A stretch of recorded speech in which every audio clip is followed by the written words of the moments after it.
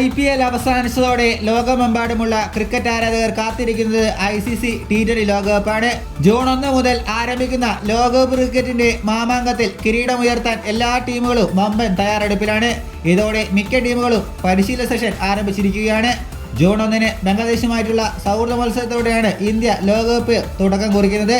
ഇതിനായി ഇന്ത്യ നേരത്തെ അമേരിക്കയിലെ ന്യൂയോർക്കിലെത്തി പരിശീലനം തുടങ്ങിയിരുന്നു. 3 ഘട്ടങ്ങളായിട്ടാണ് ഇന്ത്യൻ ടീമിലെ താരങ്ങൾ ന്യൂയോർക്കിലെത്തിയത്. ഇതുവരെ ടീമിനൊപ്പം ചേരാത്തത് വിരാട് കോഹ്ലി മാത്രമാണ്. ഇതുവരെ 3 പരിശീലന സെഷനുകളാണ് ടീം ഇന്ത്യ പങ്കെടുത്തത്. ഇതിൽ ഇന്ന് നടന്ന പരിശീലന സെഷനിൽ മലയാളി താരം സഞ്ജു സാംസന് പരിക്കേറ്റതായി എന്നുള്ള വാർത്തയാണ് പുറത്തു വരുന്നത്. പരിശീലനത്തിനിടെ ഫീൽഡ് ചെയ്യുമ്പോഴാണ് പരിക്കേറ്റത്.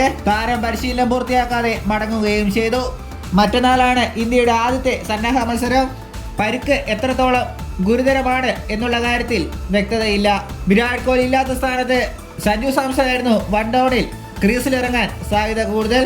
മെഡിക്കൽ ടീമിന്റെ ഭാഗത്തു നിന്ന് യാതൊരു അറിയിപ്പും ഇതുവരെയും ലഭിച്ചിട്ടില്ല. പരിക്ക് ഗുരുതരമല്ലെങ്കിൽ സഞ്ജു തന്നെയായിരിക്കും വിരാട് കോഹ്ലിയുടെ അഭാവത്തിൽ വൺ ഡൗണായി ഇന്ത്യക്ക് വേണ്ടി ക്രീസിലിറങ്ങുക.